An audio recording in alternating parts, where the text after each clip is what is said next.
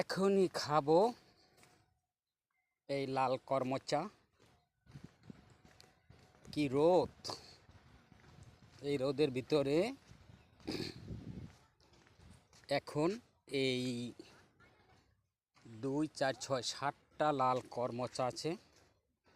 এখনই মনে করেন খেয়ে নেব। খুব সুস্বাদু হবে রোদ্রের ভিতরে খেলে। তাই এখন প্রিয় ভিউয়ার্স, এই লাল করমচা কটা খেয়ে নেব। বিসমিল্লাহ করে খেয়ে নেব।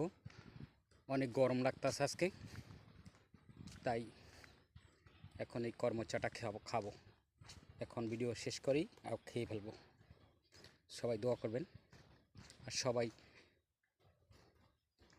বাড়ির আশেপাশে যদি থেকে থাকে আপনারাও খান লবণ দিয়ে, খুব ভালো হবে ইনশাল্লাহ।